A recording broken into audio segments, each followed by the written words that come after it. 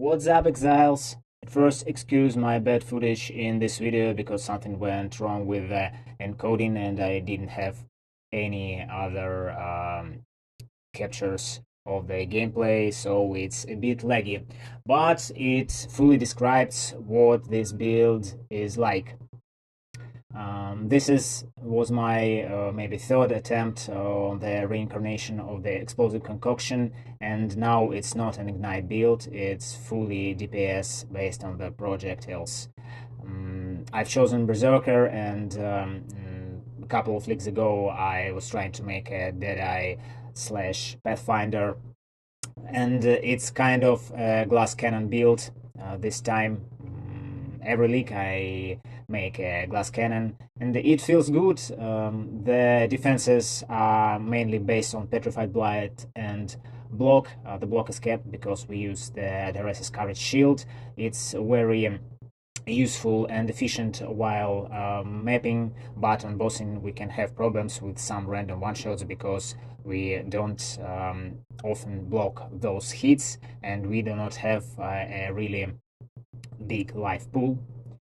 The damage is really great, of course, because the explosive concoction, and in conjunction with new Amulet, which gives +3 to any of the skills that is on the Amulet itself, and we have around level 30 explosive concoction with the really high base damage, and also we have some Flask sustain. It's not permanent as I've had on the variant of the build with the Pathfinder, but it's just enough to burst, and the main thing of this build is that we have burst damage, and in the first 10, 20, 30 hits we just deal the maximum amount of DPS, and then when we move around the area we gain those charges through the timeless jewel and the enchantment of Balbala. As you can see, we are a Berserker using the explosive concoction as the main skill.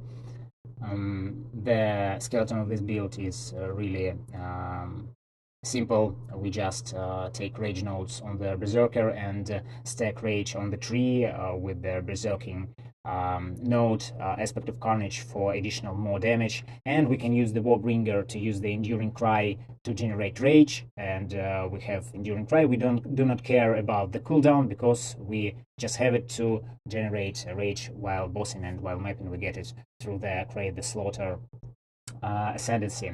Overall on the tree we grab life nodes, and the other stuff is for mana reservation because we use multiple auras here, and nodes for maximum resistance, corrupted blood just for defensive purposes, some mark mastery because we use sniper's mark, and some cluster jewels with the corrosive elements. It's the main thing because we want 3 simultaneously attached exposures on the enemy, and the other stuff on the jewel is not really mandatory, just grab whatever you want.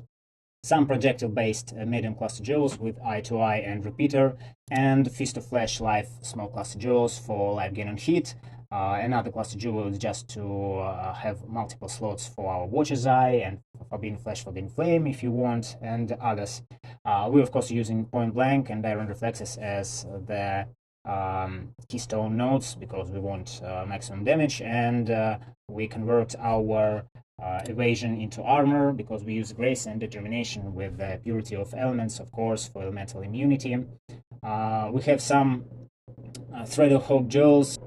One of them is to grab this juicy node for 1 additional projectile, and as the explosive concoction was revoked and it now consumes charges for any projectile we fire, so we do not need too many projectiles because we will consume all our charges from our flasks just immediately, and we won't have additional damage further in fight without the some kind of enormous flask charges generation.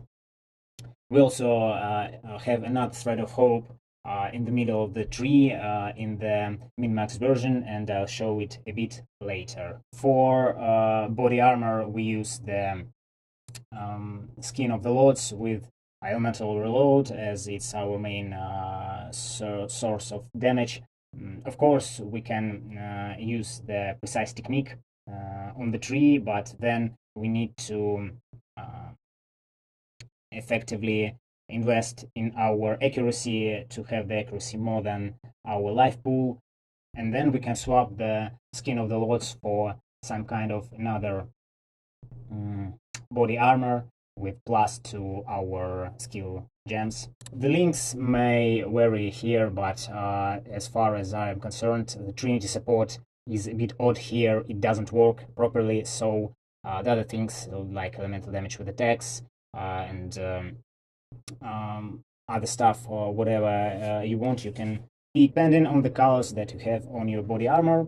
For the flasks, we have Sapphire and Topaz Flask with plus 2 maximum charge enchantment and Dying Sun, and we need to use the Dying Sun before the fight, before the boss fight, not to consume charges from it, but have the additional projectiles here.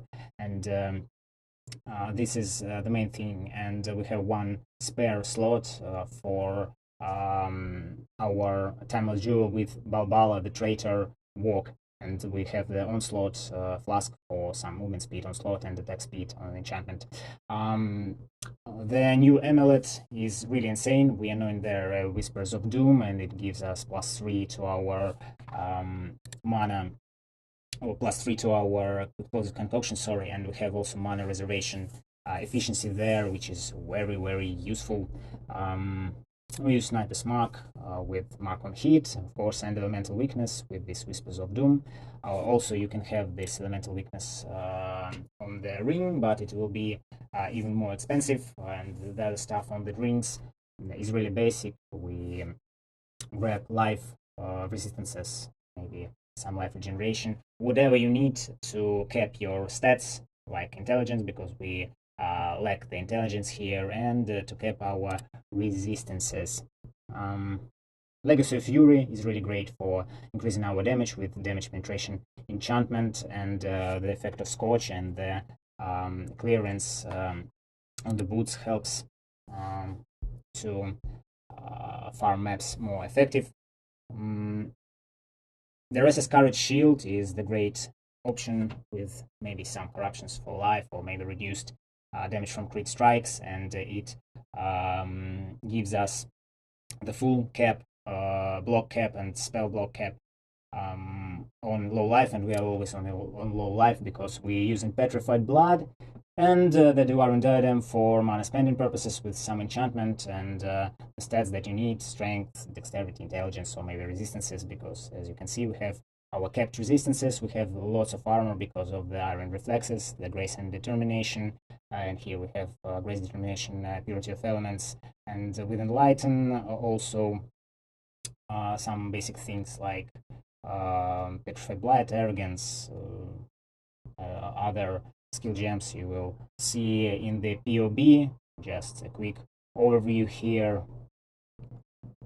And I think that's enough information for this current version. Let's move on to some min-maxed variant. There is not much different here, just another thread of hope to grab some attack speed. Here we also have the additional endurance charge for our Unsanguished belt. Maybe this tree is more full because it's up to level 100, but the basic concept remains the same.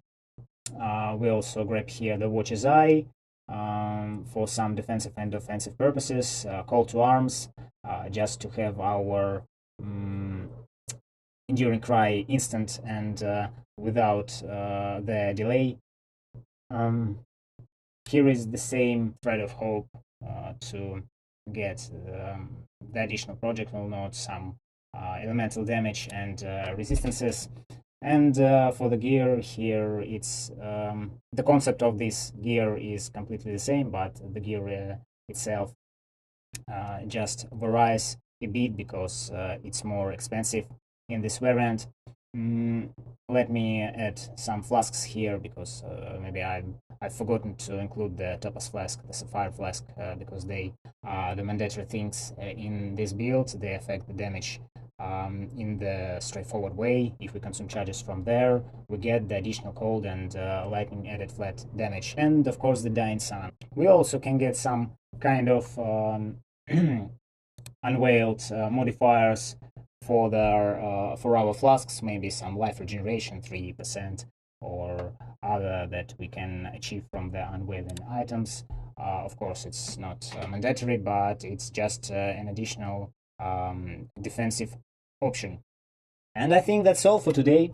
Like, subscribe, leave your comments in the commentary section. Don't be shy to ask questions and support me with your views. See you next time in the next video. Goodbye.